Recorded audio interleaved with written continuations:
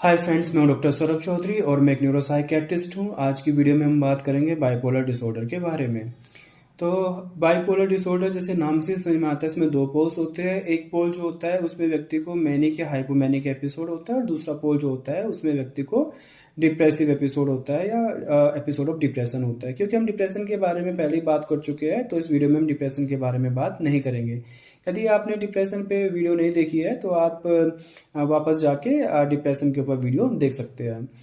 तो हम पहले बात करते हैं कि मेनिया के क्या क्या लक्षण होते हैं। तो एक ऐसे व्यक्ति जिसको मेनिया है उसको खुशी का बहुत ज़्यादा एहसास होता है, या ऐसा भी हो सकता है कि उसका मन चिड़चिड़ा रहे। इसके अलावा व्यक्ति को लगता है कि उसके शरीर के अंदर बहुत ज़्यादा ताकत आ गई है या उसका एक्टिविटी लेवल बहुत ज़्यादा बढ़ जाता है। इन दो के अलावा व्यक्ति को और जो लक्षण रह सकते हैं मेनिया में वो है ग्रैंडियोसिटी, यानी कि व्यक्ति को बड़ी बड़ी बातें करेगा, उसको बहुत बड़े बड़े विचार आएंगे। वो बोल सकता है कि मैं बहुत अमीर आदमी हूँ, या बोल सकता है कि मेरे पिताजी बहुत पैसे वाले हैं, या बोल सकता है कि मैं विधायक को जानता हूँ, या बोल सकता है मैं मंत्री को जानता हूँ, या बोल सकता है कि मेरे पास में बहुत सारी फैक्ट्रीज है, या बोल सकता है कि मेरे अंदर बहुत ज़्यादा कैपेबिलिटीज़ है, मैं अकेला ही 10 आदमी के साथ में फ़ाइट कर सकता हूँ, या बोल सकता है कि मेरी मेमोरी बहुत स्ट्रॉन्ग है, मैं अकेले ही 100 बुक को पढ़ के याद रख सकता हूँ।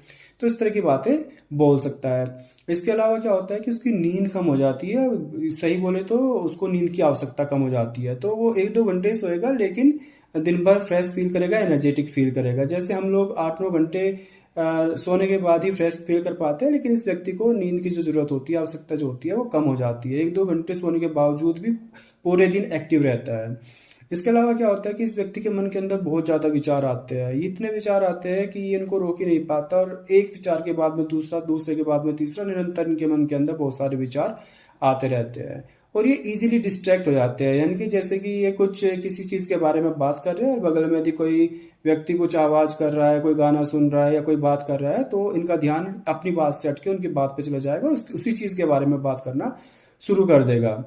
इसके अलावा क्या होता है कि इस व्यक्ति को बहुत रिस्क टेकिंग बिहेवियर हो सकता है, यानी कि ये कुछ बगैर ज़्यादा सोचे ही डिफरेंट डिफरेंट प्लान्स बना सकता है। जैसे कि ये सोच सकता है कि मैं कोई बिजनेस शुरू कर लेता हूँ, बिजनेस में इन्वेस्ट कर देगा। फिर इसको विचार आएगा कि नहीं, मैं बिजनेस शुरू करता हूँ बल्कि मैं गिटार बजाना सीख लेता हूँ, तो ये गिटार बजाना सीखना शुरू कर देगा। फिर इसको ख्याल आएगा कि नहीं, मैं क्या करता हूँ ना कि मैं यूट्यूब पे वीडियोस बनाना शुरू कर देता हूँ, तो ये यूट्यूब पे वीडियोस बनाना शुरू कर देगा। तो डिफरेंट डिफरेंट प्लान इसके मन के अंदर आते रहेगी और किसी भी प्लान पे स्टिक नहीं करेगा। एक प्लान से दूसरी प्लान, दूसरी से तीसरी प्लान, तीसरे चौथी प्लान, और लेकिन किसी भी काम को पूरा नहीं करता। तो इसके चलते क्या हो सकता है कि इसको बहुत बड़ा लॉस भी उठाना पड़ सकता है। इसके अलावा क्या होता है कि ये बहुत ज़्यादा बोलता है और चुप कराने के बावजूद भी चुप नहीं होता है, दूसरों की बातों को बीच में काट के बोलने लगता है, या बगैर किसी जान पहचान के अनजान व्यक्तियों से भी जाके बातें करने लगता है।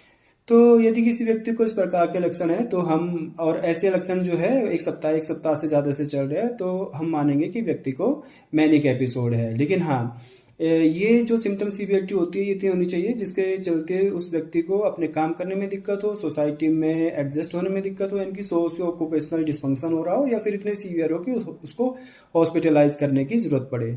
और ये लक्षण जो है कि ये किसी नशे के प्रभाव से नहीं होने चाहिए, ये लक्षण किसी दवाई के प्रभाव से नहीं होने चाहिए, और ये लक्षण जो है किसी दूसरी मेडिकल इलनेस के चलते नहीं होने चाहिए। तो हम बोल पाएंगे कि व्यक्ति को मैनिक एपिसोड है।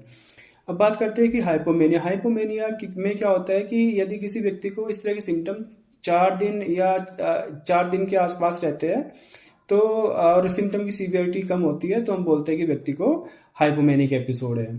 अब हम बात करते हैं कि ये मेनिया या हाइपोमेनिया या बाइपोलर होता क्यों है। तो इसके पीछे जो कारण है कुछ इस प्रकार है, जैसे कि ये देखा गया है कि जिनकी फैमिली में किसी को बाइपोलर डिसऑर्डर रहा है, तो उनके फर्स्ट डिग्री रिलेटिव्स में, यानी कि उनके बहन भाइयों में या उनके बच्चों में बाइपोलर होने का रिस्क जो है वो 10 फोल्ड बढ़ जाता है, 10 गुना बढ़ जाता है।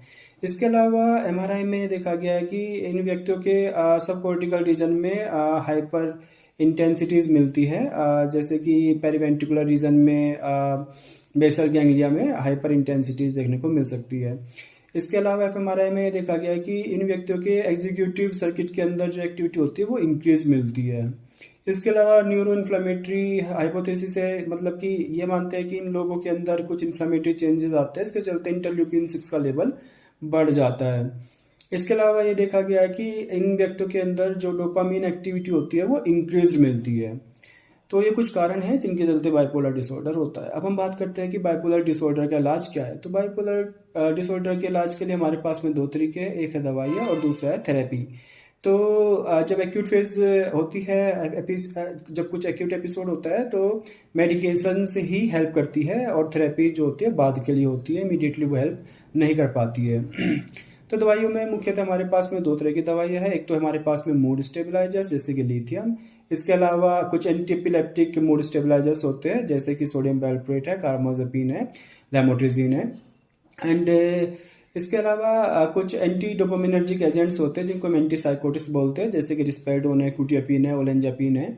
लेकिन दवाइयाँ जो होती है वो पेशेंट के सिम्टम एंड पेशेंट प्रोफाइल को देखते हुए ही एक साइकेट्रिस्ट जो किस चीज़ के बारे में ज्ञान रखता है, नॉलेज रखता है, वही प्रेस्क्राइब करता है। आप स्वयं से इनको लेने की या फिर ट्राई करने की कोशिश बिल्कुल ना करें। एंड जब पेशेंट इम्प्रूव करने लगता है तो फिर हमारा टारगेट होता है कि पेशेंट का जो सोशल रिदम है, जो उसका बायोलॉजिकल रिदम है, वो मेंटेन रहे। तो ये देखा गया जिन लोगों को बाइपोलर डिसऑर्डर होता है उनमें IPSRT जो थेरेपी होती है वो अच्छा काम करती है। तो इतना ही था आज के वीडियो में। उम्मीद करता हूँ कंटेंट आपको पसंद आया होगा। यदि आपको कोई सवाल है तो आप कमेंट सेक्शन में पूछ सकते हैं, और नेक्स्ट टाइम फिर मिलते हैं और किसी दूसरे इंटरेस्टिंग टॉपिक पे बात करते हैं। Thank you so much.